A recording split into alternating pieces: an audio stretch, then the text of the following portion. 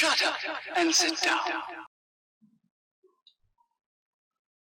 Holiday AC. AC on holiday for students and children in English. The summer holidays, which are the longest holidays we get as students, are special to me. I always look forward to them. I usually spend them with my family and extended family. As a reward for studying and behaving well during the holidays, my parents also allow me to go on a few outings with my friends. After I entered 6th grade, my parents allowed me to go on school trips for the first time. During the summer break, I went on a 3-day trip to Shimla with my school. My friends all filled out vacation consent forms, but I was afraid that my parents would not agree to let me go. My friends insisted that I ask even though their answer could only be no. As I recall, I reluctantly handed my father the consent form for the trip and started explaining the details of the trip to him. Then he questioned whether I was old enough to go out without his supervision, even though many of my classmates were doing it. I had to convince my mother for 2 days before she would let me take the trip, and she then persuaded my father to permit it. Finally, I was glad about the trip. I promised the group that I would not talk to strangers, always travel with the group, and take care of everything during the trip.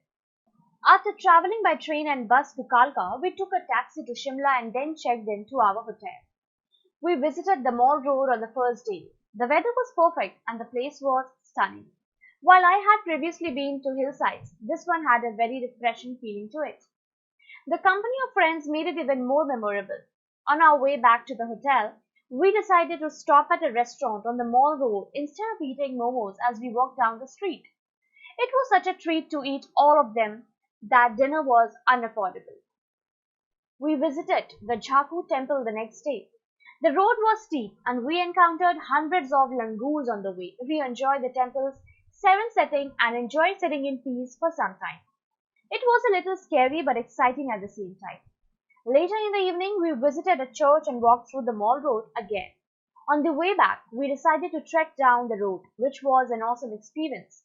We went to the Tibetan market on the 3rd day of our trip to buy some cool stuff.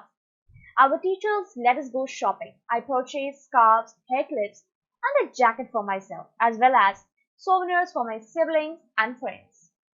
After our time in Shimla was up, we boarded the overnight bus straight to Delhi, reaching home safely.